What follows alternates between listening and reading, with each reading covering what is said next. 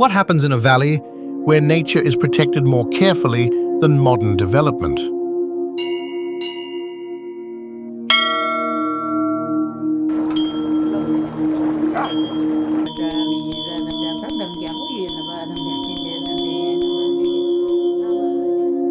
Why do rare cranes, birds cross the Himalayas every winter just to reach this isolated place?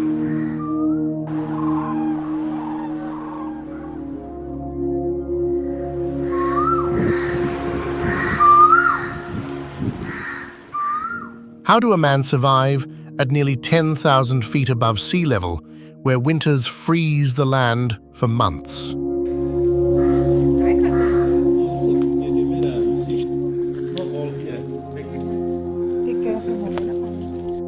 What kind of life continues in a valley surrounded by mountains, wetlands, and silence? And why has this hidden Himalayan region remained almost unchanged for generations?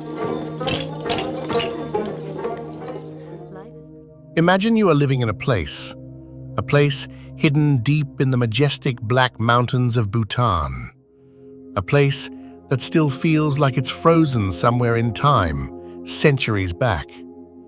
A place where people still choose nature over modern technology in their daily lives. Today, we are stepping into one of the most isolated U-shaped valleys in Bhutan, a valley protected by the Himalayas themselves. A valley located high in Bhutan's Black Mountains.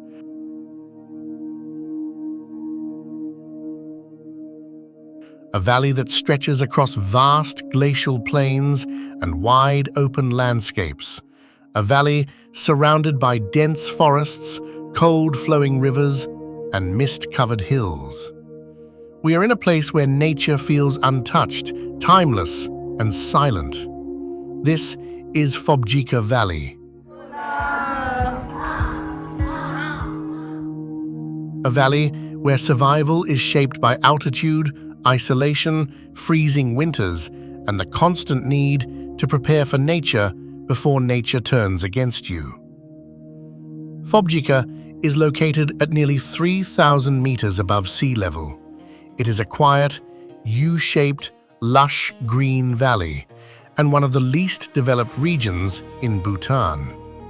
Unlike the fast rhythm of crowded towns and modern cities, life in Phobjikha still moves slowly and peacefully, in tune with nature. The valley is also known as Gangte Valley. It lies on the periphery of the Black Mountain National Park in the Wangju Phodrang district of central Bhutan. It is home to a small population living in scattered villages where close-knit communities still follow a traditional way of life. The people here follow Buddhism.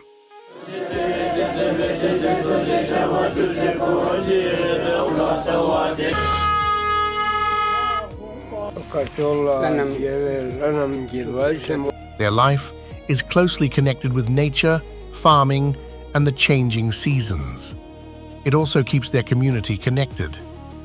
The valley holds its own identity.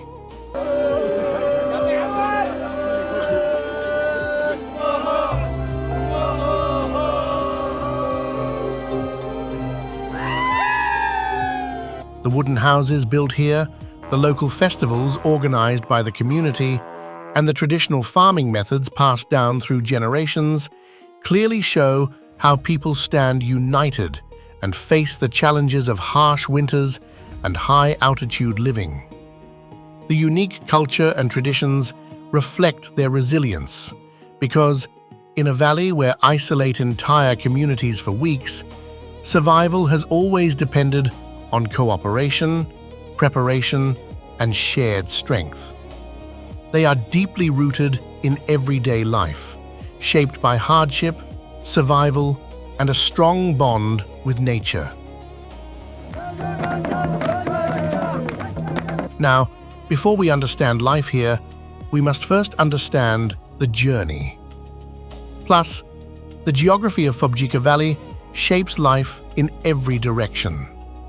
Unlike many Himalayan valleys filled with steep cliffs and narrow paths, Phobjika opens into a wide, U-shaped wetland plain surrounded by mountains and 2 rivers.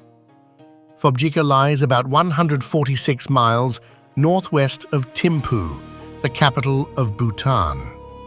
But reaching this valley is not easy. To get here, you have to cross the high Lawala Pass and travel through long, winding mountain roads deep in the Himalayas. The journey from Thimphu usually takes 4 to 5 hours. As you leave the city behind, the roads slowly climb higher into the mountains. You pass through dense forests covered in mist, deep valleys, waterfalls, steep cliffs, and isolated villages far away from modern life. The history of Phobjikha Valley is shaped by both ancient nature and deep spirituality. Formed thousands of years ago by glaciers, the valley remained isolated in the mountains for centuries. Long before modern settlements appeared, nomadic herders and followers of ancient beliefs lived across these open wetlands.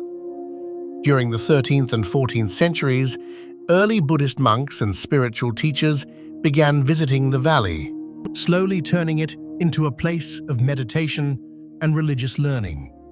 Later, in the 17th century, the construction of Gangti Monastery transformed Because of its isolation, many old traditions, rituals, and ways of life survived here for generations.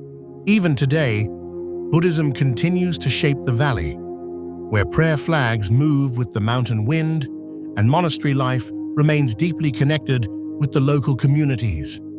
Stepping into the daily life of this valley, what makes Phobjika different is not only its isolation, but the way life continues quietly within it. The valley is home to scattered villages and traditional wooden farmhouses spread across open wetlands and grasslands. Hundreds of families live here where farming, livestock, and seasonal work still shape everyday life.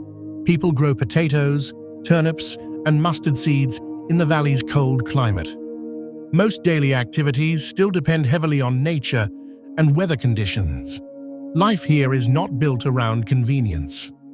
During winter, thick fog, snow, and freezing temperatures can make travel difficult for weeks.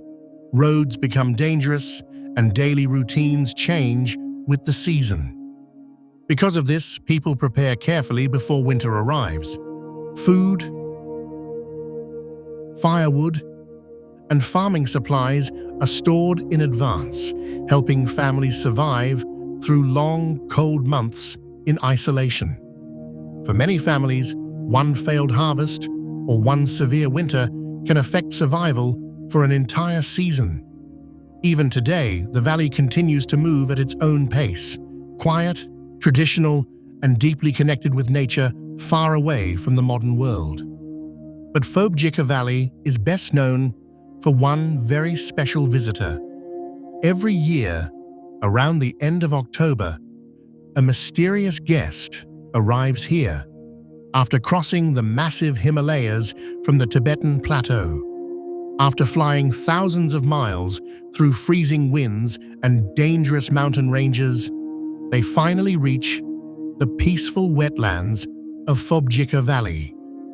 These special visitors like darkness, silence, and a calm environment. And when they arrive, life in the valley slowly begins to change.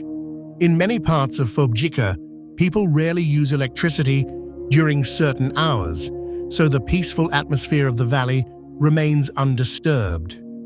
These visitors spend the winter in the valley's wetlands before flying back north again during the warmer months. But during their stay, they become part of everyday life here. These rare visitors are known as the black-necked cranes, one of the most endangered birds in the world. For the people of Phobjikha, they are not treated like ordinary birds. They are respected as sacred and are deeply connected with peace, spirituality, and local beliefs. Many locals believe the cranes circle around Gangte Monastery before settling into the valley below. Their arrival is seen as a blessing for the region. As the cranes settle into the wetlands, the atmosphere of the valley changes completely. The surroundings become quieter. People become more careful. Even the rhythm of daily life slowly adjusts around the birds. Over time, the black-necked cranes have become part of the valley's identity. Local festivals, traditions, and conservation efforts all reflect the strong bond between the people and these rare migratory birds. Today, Phobjikha Valley remains one of the most important winter habitats for black-necked cranes in the Himalayas, making the valley both culturally and environmentally special. What you notice in Phobjikha is not just the landscape, but the places that quietly hold its culture and daily life together. At the center of it all is Gangti Monastery. It sits high on a ridge overlooking the valley. This is where prayers are still held, where monks live, and where festivals bring the community together. For many people, this monastery is the spiritual heart of the valley. Across the valley, you will see small village settlements and traditional wooden houses. These homes are simple, built with wood, mud, and stone. They are not just shelters, they reflect generations of living in cold, high-altitude conditions, shaped by survival and tradition. Then there are the farmlands and potato fields stretching across the wetlands. These open fields are where most of the valley's life happens. Families work here together, planting, harvesting, and preparing for winter. The land itself carries the rhythm of their survival. Scattered through the valley, you will also find prayer flags and small religious spots placed on hills, near homes, and along paths. These flags move with the wind and represent daily faith, protection, and connection with nature. And beyond the villages, the wetlands of Phobjika itself stand as one of the most important natural spaces in Bhutan. It is here that life, farming, wildlife, and tradition all meet in one shared environment. These places are not separate from life in Phobjika. They are life in Phobjika, shaping how people live, believe, work, and survive in this hidden Himalayan valley. Daily life in Phobjika is built on farming and the seasons. Most families depend on agriculture, especially potato farming, which is one of the main crops here. More than 85% of people are involved in farming in one way or another. But life here is not easy. The land is high, the air is thin, and the growing season is short. Weather changes quickly.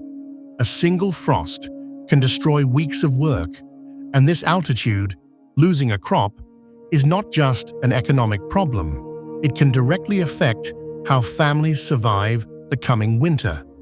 So people don't take chances. Everything is planned around timing, temperature, and experience passed down through generations.